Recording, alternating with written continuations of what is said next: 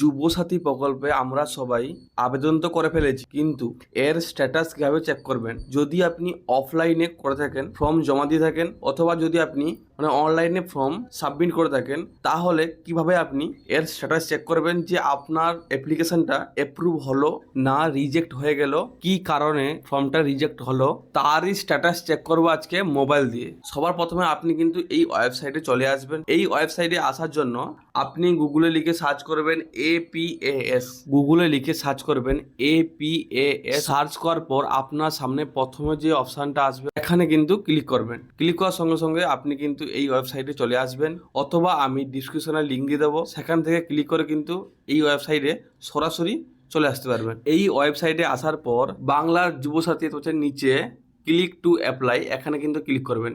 Click করার সঙ্গে সঙ্গে আপনার সামনে ঠিক এইভাবে এন্টারপ্রাইজ চলে আসবে।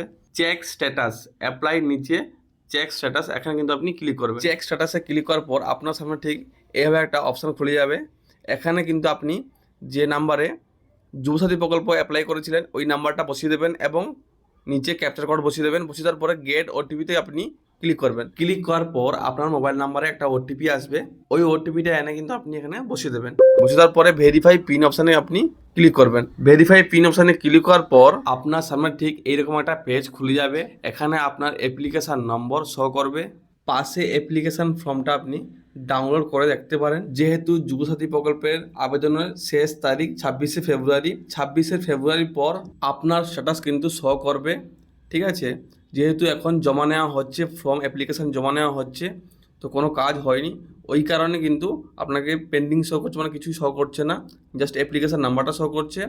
আপনি 26শে ফেব্রুয়ারির পর অবশ্যই চেক করুন, আপনার স্ট্যাটাস শো করবে। তো বন্ধুরা, আশা করি বুঝতে পেরেছেন। ভিডিওটি কেমন লাগলো অবশ্যই কমেন্টে জানাবেন। জয় হিন্দ, বন্দে মাতরম। দেখা হচ্ছে পরের ভিডিওতে। ভালো থাকবেন, সুস্থ থাকবেন, ধন্যবাদ।